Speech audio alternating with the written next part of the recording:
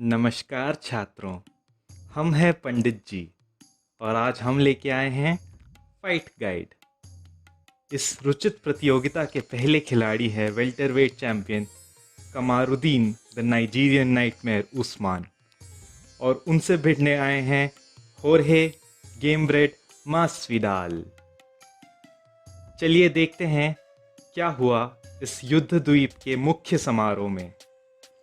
प्रवेश के समय मास्विडाल और उस्मान दोनों आराम से ढीले ढीले आए, नाचते हुए, बिल्कुल बिना चिंता के।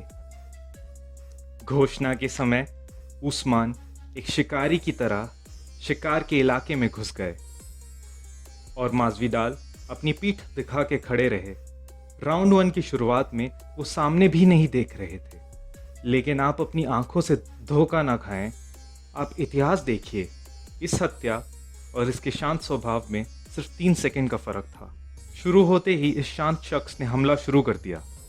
मास्विडाल ने उस्मान को अपने पंचेस और किक्स के साथ पीछे धकेलने की कोशिश करी।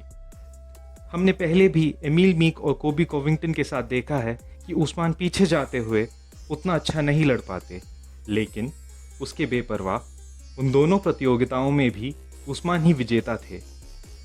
इस लड़ाई में उस्मान का प्लान कुश्ती करने का था। उस्मान ने क्लिंच शुरू करने का संघर्ष किया। क्लिंच में आते ही मास्विडाल को काफ़ी परेशान किया और फिर टेक डाउन कंप्लीट करने की कोशिश करी। परेशानी के लिए उस्मान ने फुट स्टॉम्प्स, बॉडी शॉट्स, नीज और शोल्डर स्ट्राइक्स का उपयोग किया। हाँ, और हेडबट्स और ग्रो इन शॉट्स उस्मान की तरफ से। मास्विडाल का उपाय काफ़ी सरल, शॉट्स खींचना और पिंजरे पे उंगलियां डालना। लेकिन खेल में तो ये होता है। एक कहावत है कि अगर आप चीटिंग नहीं कर रहे तो आप जीतने की कोशिश नहीं कर रहे। चलिए आगे बढ़ते हैं। मास्विडाल इस लड़ाई में एंटी रेसलिंग कर रहे थे, काउंटर रेसलिंग नहीं।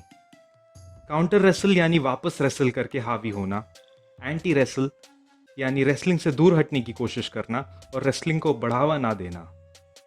इससे पिछली लड़ाइयों में हमने देखा कि मास्विडाल को अपने ग्राउंड गेम पे इतना भरोसा था कि वो काउंटर रेसलिंग करते थे और अपने से बेहतर ग्रैपलर्स से हार जाते थे।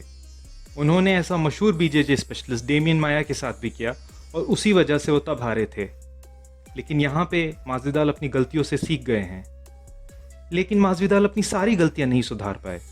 वो बार बार पिंजरे की तरफ जाते रहे और पिंजरे की मदद से टेक डाउन और आसान हो जाता है।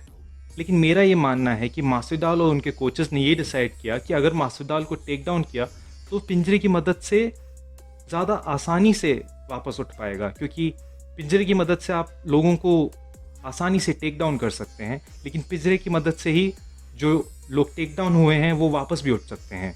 इसको वॉल वॉकिंग कहते हैं। और मास्विडाल और उनके कोचेस जिस जिम में सीखते और सिखाते हैं, अमेरिकन टॉप टीम, उन्होंने वॉल वॉकिंग में स्पेशलाइजेशन करी है। उनके सारे फाइटर्स वॉल वॉकिंग में काफ़ी अच्छे हैं और यही हुआ 5 राउंड और 25 मिनट के लिए।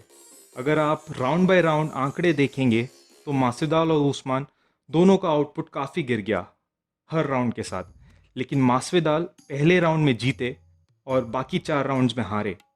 पहले राउंड में मास्विडाल का आउटपुट उस्मान से थोड़ा ज़्यादा था। अगर आप ध्यान दें तो उस्मान पहले राउंड के अंत में काफ़ी हारे हुए लग रहे थे, लेकिन क्योंकि मास्विडाल उस्मान के साथ लड़ नहीं पाए, क्योंकि मास्विडाल की सांस फूल सी गई थी। दिमाग में ये भी याद रखें कि ये युद्ध 6 दिन पहले ही कंफर्म हुआ और इससे पहले ब्राज़ील के गिलबर्ट बर्न्स से लड़ने वाले थे उस्मान। मास्विडाल मायामी में अपनी सहेलियों के साथ समुद्र तट घर पर आनंद ले रहे थे। अगर आप स्ट्राइक काउंट देखें तो उस्मान ने 260 बार मास्विडाल को मारा और मास्विडाल ने सिर्फ 90 बार। लेकिन उनमें से काफ़ी स्ट्राइक्स क्लिंच में थे एंड काफ़ी फुट स्टॉम्प्स थे, जो कि बाधा कम है और परेशान ज़्यादा करते हैं, अनॉय करते हैं। मास्विडाल ये हार गए और उस्मान जीत गए। उस्मान स्पष्ट रूप से आज विजेता रहे, लेकिन आप इस हार की वजह से मास्विडाल को कम ना समझे। उनके पंजे अभी भी तेज़ हैं और वो एक जीत के साथ वापस चैम्पियनशिप कंटेंशन में आ सकते हैं। आगे क्या होता है हम नहीं जानते, लेकिन हमारी भविष्यवाणी यही है कि उस्मान कि अगली लड़ाई इंग्लैंड के लियोन एडवर्ड्स के साथ हो और मास्विडाल अपने पूर्व मित्र कोबी कविंगटन के साथ द अल्टीमेट फाइटर कोच करें। अगर आपको कोई बोले कि ऐसे बॉक्सिंग नहीं करते तो उनको बताएं कि ये बॉक्सिंग नहीं है। अगर आपको कोई बोले कि ऐसे रेसलिंग नहीं करते तो उनको बताएं कि ये रेसलिंग नहीं है।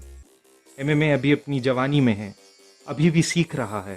क्या कामयाब होता है, कौन कामयाब होता है, ये अभी भी पत्थर पर नहीं लिखा। शायद आने वाले कई दशकों तक पता ना चले, और जब हमें पता चलेगा कोई नया महारथी आएगा और हमें गलत साबित कर देगा। हम साथ संघर्ष करेंगे और एमएमए जैसे रोमांचक खेल को भारत में लोकप्रिय बनाएंगे। आज के युग में सिर्फ ताकतवर होना काफ़ी नहीं, ये युद्ध चतुरता का भी है। बिना युद्ध विज्ञान के आपका जीतना काफ़ी मुश्किल हो सकता है। ऐसे ज्ञान को अंग्रेज़ी में कम्पेटिटिव एडवांटेज कहते हैं।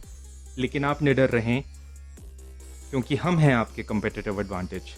आज की शिक्षा यहीं समाप्त होती है। तथास्तु। अगर आप और शिक्षा की प्राप्ति चाहते हैं तो लाइक कीजिए, शेयर कीजिए, सब्सक्राइब कीजिए और कमेंट कीजिए। जितने ज़्यादा छात्र होंगे हमारी कक्षा में, उतना आसान होगा हमारे लिए नियमित तौर पर पढ़ाना। फिर मिलते हैं। शुभ विदाई।